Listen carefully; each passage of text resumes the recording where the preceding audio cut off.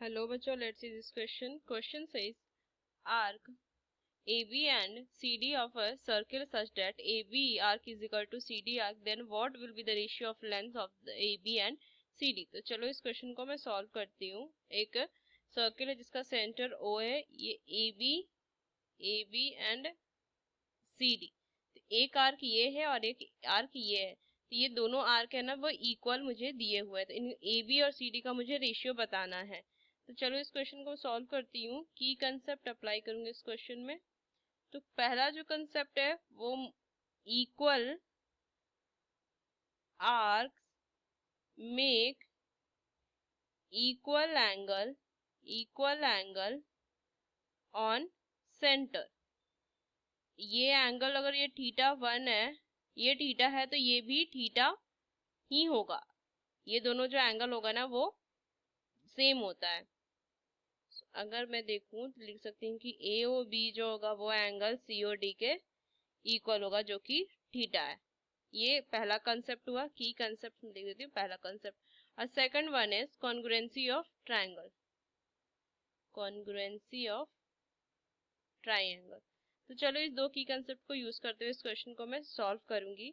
तो सबसे पहले अगर मैं देखूं, let us assume a circle with its centre O and OB. अगर मैं देखूं OB जो होगा ये OA के इक्वल हो, ये चारों जो ना एक दूसरे के इक्वल होंगे, ये चारों जो है वो रेडियस है. तो मैं लिख सकती हूँ OB is equal to OA is equal to OC is equal to OD is equal to R. Radius होंगे. अब अगर triangle OAB and triangle ODC इन दोनों की बात करूँ तो लिख सकती हूँ OA जो होगा वो OD के इक्वल होगा. और सेम हियर में क्या लिख सकती हूँ, OB जो होगा वो OC के इक्वल होगा. ये दोनों जो है वो रेडियाई है, तो ये इक्वल होंगे. आगे इस क्वेश्चन में अगर मैं सॉल्व करूं, मैं लिख सकती हूँ AOB जो होगा वो COD के इक्वल होगा ना. इसे मैं सही से अगर लिख दूं,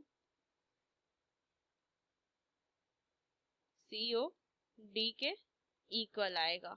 इसे मैं लिख सकती हूँ थीटा, जो कि थीटा है. इन दोनों से मैं क्या कह सकती हूँ, ये दोनों जो ट्रायंगल होंगे वो कॉन्ग्रुएंट हो जाएंगे.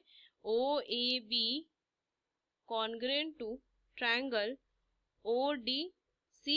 और अगर ये कॉन्ग्रुएंट हुए S से, अगर ये कॉन्ग्रुएंट है तो मैं लिख सकती हूँ उनके ये साइड्स होंगे कि ये कॉरस्पॉन्डिंग साइड्स वो इक्वल होंगे. AB जो हो जाएगा वो CD के इक्वल आ जाएगा, वो भी CPCT से बाय CPCT से. इनका रेशियो मुझे फाइंड करना है. तो रिक्वायर्ड रेशियो क्या आ जाएगी, required ratio is equal to AB upon CD. दोनों इक्वल तो मैं लिख सकती हूँ AB अपॉन AB.